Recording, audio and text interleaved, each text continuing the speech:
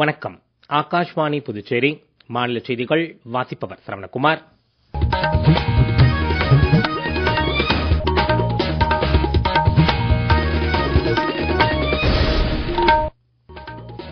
தலைப்புச் செய்திகள். சுற்றுச்சூழலை பாதுகாக்க அனைவரும் ஒருங்கிணைய வேண்டியதன் அவசியம் குறித்து குடியரசுத் தலைவர் திருமதி திரௌபதி முர்மு வலியுறுத்தியுள்ளார். பூகம்பத்தால் பாதிக்கப்பட்ட மியான்மருக்கான இந்தியாவின் நிவாரண நடவடிக்கையாக ஆபரேஷன் பிரம்மாவின் கீழ் நிவாரணப் பொருட்களை இந்தியா அனுப்பியுள்ளது. நக்சலைட்டுகள் ஆயுதங்களை கைவிட்டுவிட்டு ஜனநாயக பாதைக்கு திரும்ப வேண்டும் என்று திரு அமித்ஷா வலியுறுத்தியுள்ளார். ஆசிரியர்கள் மாணவர்களுக்கு நல்ல முன் உதாரணமாக இருக்க வேண்டும் என்று புதுச்சேரி துணைநிலை ஆளுநர் திரு கைலாஷ்நாதன் தெரிவித்துள்ளார். தற்கால மாணவர்களின் அறிவு வளர்ச்சிக்கேற்ப ஆசிரியர்கள் கற்பிக்கும் முறையை மேம்படுத்திக் கொள்ள வேண்டும் என்று முதலமைச்சர் திரு ரங்கசாமி வலியுறுத்தியுள்ளார். இனி விரிவான செய்திகள்.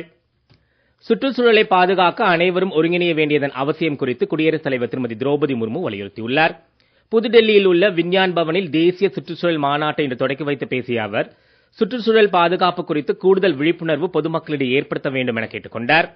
வருங்கால சந்ததியினருக்கு சுத்தமான சூழலையும் நவீன வளர்ச்சியையும் சமநிலைப்படுத்துவது ஒரு சவால் என்று குடியரசுத் தலைவர் தமது உரையில் குறிப்பிட்டார். மேலும் அனைவரின் விழிப்புணர்வு மற்றும் கூட்டு முயற்சிகளின் அடிப்படையில் தொடர்ச்சியான செயல்பாட்டின் மூலமாக மட்டுமே சுற்றுச்சூழல் பாதுகாப்பு மற்றும் அதன் மேம்பாடு சாத்தியமாகும் என்றும் அவர் தெரிவித்தார்.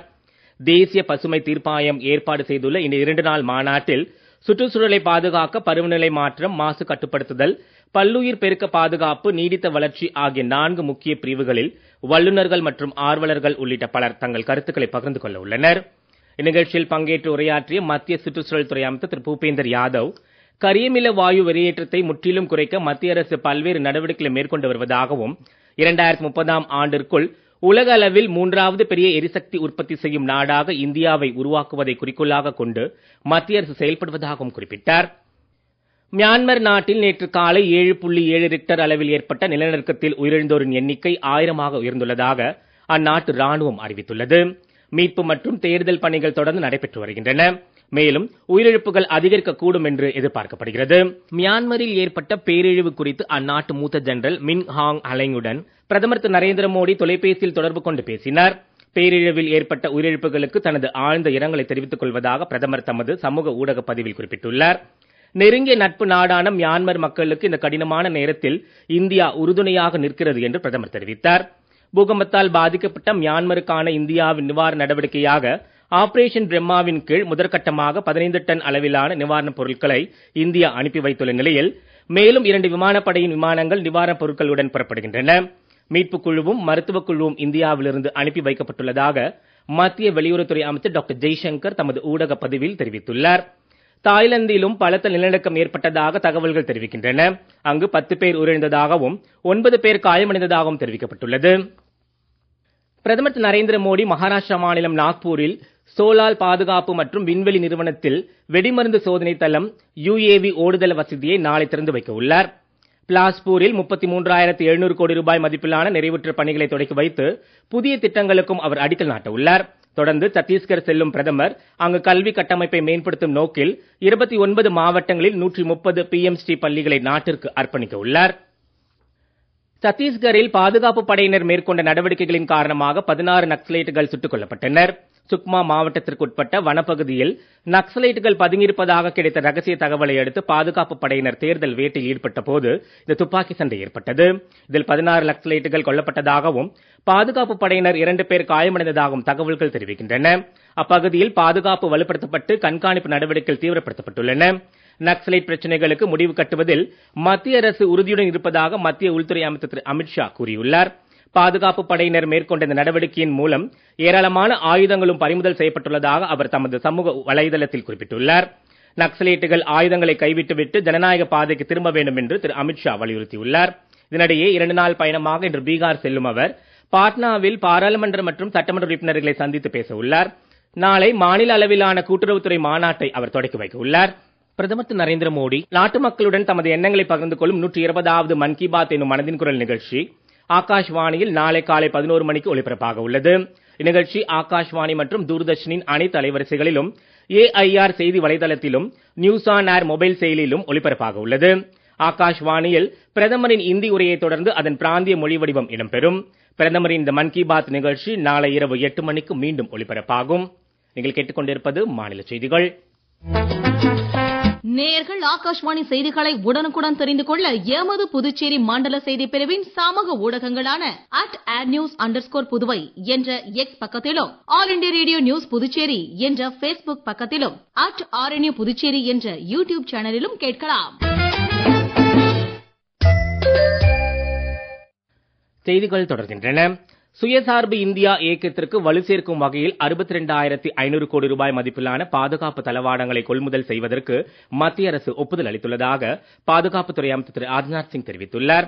புதுடெல்லியில் பிரதமர் திரு நரேந்திர மோடி தலைமையில் நடைபெற்ற பாதுகாப்பு விவகாரங்களுக்கான அமைச்சரவை குழு கூட்டத்தில் இதற்கான முடிவு மேற்கொள்ளப்பட்டது. இத்திட்டத்தின் கீழ் 155 ஹெலிகாப்டர்கள் கொள்முதல் செய்யப்பட உள்ளதாகவும், மத்திய அமைச்சரவையின் இந்த திட்டத்தின் மூலம் 8,500 பேருக்கு வேலைவாய்ப்பை உறுதி செய்யும் என்றும் அவர் தமது சமூக ஊடக பதிவில் குறிப்பிட்டுள்ளார். ஆசிரியர்கள் மாணவர்களுக்கு நல்ல முன்னுதாரணமாக இருக்க வேண்டும் என்று புதுச்சேரி துணைநிலை ஆளுநர் திரு கைலாஷ்நாதன் தெரிவித்துள்ளார். கம்பன் கலையரங்கில் இன்று நடைபெற்ற பயிற்சி பெற்ற பட்டதாரி ஆசிரியர்களுக்கு பணியாணை வழங்கும் விழாவில் பேசிய அவர், ஆசிரியர்கள் கணிப்பொறி அறிவு அதிகம் பெற்றிருக்க வேண்டும் என்றும் அர்ப்பணிப்போடு பணியாற்ற வேண்டும் என்றும் வலியுறுத்தினார். மேலும் கிராமப்புற பள்ளிகள் மேம்படுத்தப்பட வேண்டும் என்றும், கிராமப்புறங்களுக்கு சென்று பணியாற்ற ஆசிரியர்கள் தயக்கம் காட்டக்கூடாது என்றும் அவர் கேட்டுக்கொண்டார். ஏற்கனவே பிடபிள்யூடி, போலீஸ், கார்ப்பரேஷன் போன்ற துறைகளில் நடைபெற்ற ரெக்ரூட்மெண்ட்களில் இதுபோல அப்பாயின்மெண்ட் ஆர்டர்ஸ்களை நான் வழங்கியிருக்கிறேன். இவையெல்லாம் புதுச்சேரி மாநிலத்தின் உள்ள படித்த இளைஞர்களுக்கு வேலை வாய்ப்புகளை உருவாக்கி தரும் அரசு துறைகளில் உள்ள காலி பணியிடங்களை நிரப்பவும் இந்த அரசு எந்த அளவிற்கு முயற்சிகளை எடுத்து வருகிறது என்பதை காட்டுகிறது.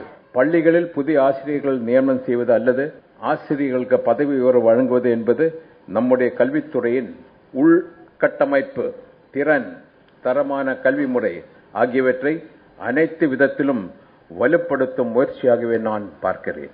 அடுத்த கல்வி ஆண்டு தொடங்குவதற்குள்ள இத்தனை முயற்சிகளும் நடைபெற்று இருப்பது எனக்கு இரட்டிப்பு மகிழ்ச்சியை தருகிறது. இந்த சீரிய முயற்சிக்காக மாண்புமிகு முதலமைச்சர், மாண்புமிகு கல்வி அமைச்சர் மற்றும் கல்வித்துறையின் அனைத்து அதிகாரியும் நான் மனதார பாராட்டுகிறேன்.